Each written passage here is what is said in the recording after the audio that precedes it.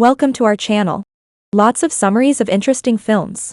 Keep it updated. Press subscribe and turn on notifications. To support us, you can like and share our videos. Enjoy watching. London, 1957. At night, Ada Harris strolls through the city before stopping on a bridge. She pulls an unopened envelope addressed to her from her purse and asks her absentee husband Eddie aloud if it would contain good news or bad news. She flips a coin, but it hits the bridge instead. The next day, Ada boards the bus and informs the driver that she is having a lucky day. She sits next to her pal Six. They both report to work as cleaning ladies. Ada works at the residences of two of her clients, the untidy actress Pamela Penrose and the womanizing bachelor Mr. Newcomb. Ada and Six go to a bar at night, where they have a drink with flirty Archie before she drags him away. When Ada opens the package, she discovers Eddie's wedding band and a message indicating that it was found at a crash site close to Warsaw. Eddie has been listed as having died while serving. Eddie's ring is thrown into the river by Ada as she returns to the bridge. Ada works for Lady Dant, a complex woman who is fixated with status. When Ada tries to demand payment for outstanding wages, Lady Dant dodges the question. Ada is instructed to store the £500 Dior dress after becoming mesmerised by it while putting things away since Lady Dant wishes to keep it a secret from her husband. Ada places winning bets on football games at home. She revels with Six and determines that once she has enough money, she will purchase a Christian Dior garment from Paris. To save money, she begins to walk to work, and she asks her clients for recommendations for further work. Pamela laments how difficult it is to be concerned with her appearance and how fortunate Ada must be to not have to. While at the bar, Archie asks Ada to keep an eye on his date's dogs, and she refers to herself as a invisible woman. Ada requests that Lady Dant settle her account once more, but Lady Dant again dodges the question by stating that Ada's hours must be cut. Ada gives in a pricey diamond clip she found on the sidewalk while making her way home to the police. Ada and Six are welcome to witness the dog races at the dog track where Archie works. Ada places a long-shot wager on a dog named Haute Couture in the hopes that it will be a sign, but the dog finishes last, and she loses all of her money. Archie comforts Ada by expressing his admiration for her dreamy nature. The next day, a military man comes to visit Ada and claims that as a war widow, Ada is entitled to a sizable reward. Additionally, the police arrive and inform Ada that the owner of the diamond clip she found is willing to reward her. Last but not least, Archie appears and claims to have placed her money on a different dog that won because he knew her gamble was horrible. Ada now has £582 in total. Ada flies to Paris with the intention of returning in a single day after purchasing the dress. A homeless man offers to show her the way to the Dior store in the morning after she spends the night at the Gare du Nord station. Ada discovers that while the sanitation workers are on strike, trash is all over the streets of Paris. A crowd of paparazzi surrounds the door to Dior. Ada nonetheless succeeds in entering by assisting a stressed-out young model with her suitcase. She follows other visitors into a fashion presentation out of confusion but insults Claudine Colbert, the Dior director, by calling her a shop girl. She meets André Favell, a Dior accountant. The Marquis de Chassagne invites her to attend the fashion show as one of his guests. A Dior employee named Marguerite runs backstage and informs the models, including Natasha, that Ada has saved all of her money to travel and watch the event. There is nowhere else for Ada to sit besides Madame Avrion, a snooty guest. Ada is told by the Marquis to note the dress number she prefers and wants to purchase, but Madame Avrion overhears and decides to purchase the same one. Ada accepts André's offer to give her the second option, but becomes alarmed when she discovers that the gowns will take 2 weeks to make because they are unique. The issue is addressed by Natasha when she arrives, and André agrees to let Ada remain in his sister's house while she is away. Andre is looking forward to Ada's all-cash sale because Dior is going through a difficult financial period. Ada charms everyone with her generosity as she is led to the dressing room to be measured for her dress.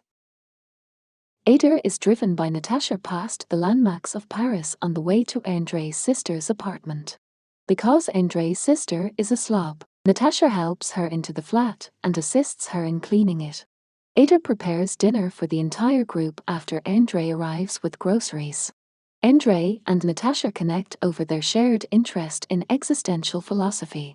Natasha claims that she wants to be seen as more than just a pretty face. At the subsequent fitting, Marguerite reveals that Claudine is rude because their wealthy clients do not pay for their clothing until it is delivered, and as a result, Dior is currently under financial strain as a result. When Ada runs into them, he invites her out that night and brings her to a flower market. The two run across Natasha while at a burlesque event as she is entertaining Dior investors. Ada consumes a lot of champagne and falls asleep all night. Running through Paris's streets, she arrives late for her fitting where Mr. Carr, the tailor, declines to make any further changes to her outfit and Claudine claims there is nothing more that can be done. Marguerite accompanies Ada to the atelier because she feels bad for her. Ada claims she has the impression of being in heaven.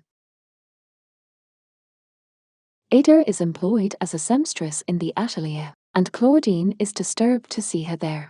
Dior only accepts the most discerning customers, according to Claudine. The team wants to finish Ada's outfit, but she has upset the routine. Ada is made fun of by Claudine for lacking a proper location to wear the garment. Ada receives flowers from the Marquise and a tea invitation. Andre continues to fill Ada in on the financial troubles of Dior as they stroll down the Seine. Andre explains that he has some suggestions for improving the company, but Claudine rejects them. They come across a red carpet movie premiere where Natasha is serving as the lead actor's sidekick. Natasha greeted them both, but Andre seems afraid to say hi. Even though he is in love with Ada, Andre encourages her to stop trying to introduce them to Natasha and advises Ada to take care of her own heart. Ada has tea at the Marquis' house. The Marquis reveals that he connected with Ada right away because she reminded him of a maid who worked at his boyhood boarding school. She disperses consolation to people in need without seeking compensation. Ada, who is devastated by the fact that she just made him think of his help and not a romantic partner, departs. The following day, Ada visits Dior and discovers that several employees have been let go due to budget constraints, and others are on strike outside. As Claudine objects, Ada gathers the entire team and visits Christian Dior. Andre steps up to urge that Dior should make some products available to all customers after Ada explains that he has ideas for how to salvage the business. The new proposal, which includes hiring everyone back, is approved by Christian, and Claudine exits the room, admitting defeat. When Ada and Andre pay Claudine a visit, they learn that she looks after her ill, war-wounded husband in a small apartment. Although Claudine is aware of the new course, she no longer desires to work for Dior. Nevertheless, they persuade her that the business will fail without her, and Claudine decides to stay. Ada and Andre head to the railway station to find Natasha after Claudine informs them that she has left Dior and Paris. They locate Natasha, who claims that this life of being put on a pedestal is not for her. Natasha and Andre kiss, and he invites her to remain in Paris. When Ada gets back to Dior, they complete manufacturing her dress. Ada goes back to her London house. Pamela Penrose, a client of hers, arrives at her home in distress. She asks Ada to assist in removing a stain off a dress she intended to wear to an event, but Ada refuses, claiming it will be too challenging.